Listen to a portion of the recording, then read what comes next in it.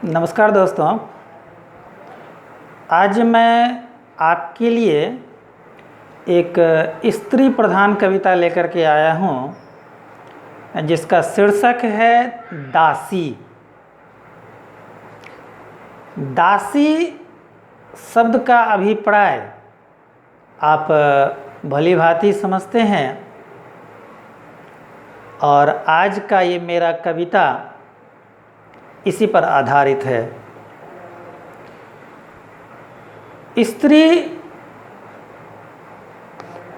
एक बगिया की, एक चमन की, एक घर की शोभा है। और आप ये भी जानते हैं कि जिस घर में स्त्री नहीं है, जिस घर में बेटी नहीं है, वो एक वीरान सा है। सब कुछ जानते हुए भी, सब कुछ समझते हुए भी, हम उसके अहमियत को जानते हुए भी अगर उसे प्राथमिकता न दें, उसकी प्रधानता को स्वीकार नहीं करें, तो ये हमारी सबसे बड़ी भूल है। सृष्टि का निर्माण अगर देखा जाए तो स्त्री के बिना अधूरा है। आप पुराणों में भी स्त्री की प्रधानता, उनकी गाथा को सुने हैं, परंतु आज इनके साथ कहीं कहीं अच्छा व्यवहार नहीं होता है।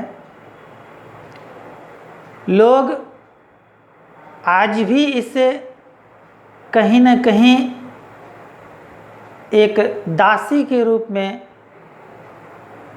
देखते हैं, परंतु ऐसा नहीं होना चाहिए। स्त्री संसार का, एक परिवार का, एक घर का ये एक महत्वपूर्ण सदस्य है और आपका नींव भी है। नींव है ये, और यहीं से, क्योंकि अगर स्त्री नहीं है तो फिर संसार बढ़ेगा कैसे। तो इनको प्रधानता देना है, देना भी चाहिए। इसे, ये आपकी अर्धांगिनी है, सहयोगिनी है, साथी है, ये दासी नहीं है आपका। चलिए, इसी पर आधारित बहुत कम पंक्तियों में एक छोटी सी कविता आपके लिए, जिसका शीर्षक है दासी। अंतरा की ओर बढ़ते हैं। पहला अंतरा ये आपके लिए। निगाहें जिसकी राह तकती, गौर कीजिएगा, निगाहें जिसकी राह तकती, दुनिया को ठुकराते जिसके लिए। ऐसा भी आता है कि घर, परिवार, संसार सबको छोड़ देता है एक स्त्री के लिए। वह आज फूल न होकर शोभा है सिर्फ चमन के लिए।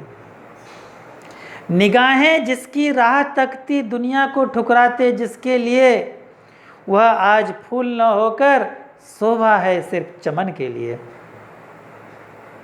अगला अंतरा। जिसके बिना संसार ही सुना, मैंने कविता का बैकग्राउंड बताते समय ही बताया है कि जिसके बिना संसार ही सुना, तन्हाई का आलम रहती है, उसको कभी साथी समझता, कभी बेचारी वह बनी रहती है। आज जिसे आप मोहब्बत करते हैं, जब वो आपके सामने नहीं है तो कैसा लगता है? तन्हा तन्हा सा लगता है आपको। परंतु जब वही तन्हाई दूर हो जाती है तो वह फिर बेचारी बन करके रह जाती है। ऐसा नहीं होना है। वो आपका साथी है, साथी रहेगी। सहयोगिनी है, सहयोगिनी रहेगी। अर्धांगिनी है, अर्धांगिनी ही रखिए, है ना। उसे दासी मत बनाइए। तुलसी है जो घर की, उसे बाहर ठिकाने लगाते हैं। वह तो घर की तुलसी है आपका। जिस तरह से तुलसी 24 घंटा ऑक्सीजन देती है, उसी तरह से एक स्त्री 24 घंटा घर की शोभा बढ़ाती है, घर को वही संभालती है। आपके बच्चों का परवरिश भी वही करती है। एक माँ ही है जो बच्चे को परवरिश कर सकती है, पिता नहीं, ये जान लीजिए। एक माँ ही है जो बच्चे को संस्कार, संस्कृति, सभ्यता सब चीज़ दे सकती है, लेकिन एक पिता का बस की बात नहीं है। इसलिए तुलसी है जो घर की, उसे बाहर ठिकाने लगाते हैं। जमाना कितना स्वार्थी है, समय पर भोग उसी का लगाते हैं। जब ज़रूरत पड़ता है उठा के फेंक देते हैं, और जब ज़रूरत पड़ता है उठा के प्रसादी बना लेते हैं। यही बात है। ये नहीं होना है, ये नहीं होना चाहिए उनके साथ, है ना। चलिए, वर्षों से जिसके सपने सजाते, हर किसी के मन में जब युवा अवस्था को आते हैं तो हर मन में, हर दिल में एक तस्वीर सा बनता है ना, उसी का तस्वीर बनता है। वर्षों से जिसके सपने सजाते, आंखें जिसके लिए रहती प्यासी, आँख उसके लिए प्यासी रहती है। वह घर की लक्ष्मी न होकर आज बनी वह सबकी दासी। आज उसे लोग दासी समझने लगे हैं, ये गलत है। वो आपका सहयोगिनी है, वो आपका अर्धांगिनी है, वो लक्ष्मी है घर की। वर्षों से जिसके सपने सजाते, आंखें जिसके लिए रहती प्यासी, वह घर की लक्ष्मी न होकर आज बनी वह सबकी दासी। अंतिम मंत्र आपके लिए। उम्मीद है आपको यह छोटी सी कविता, जो स्त्री प्रधान कविता है, आपको पसंद आया होगा। पसंद आए तो अपने दोस्तों के बीच शेयर जरूर कीजिएगा। चलिए, अंतिम मंत्र आपके लिए। प्रेम का अंगराई लेने में वह है कोई उर्वशी, प्रेम का अंगराई लेने में वह है कोई उर्वशी, है वह आपकी सहयोगिनी, समझे न उसे कोई दासी।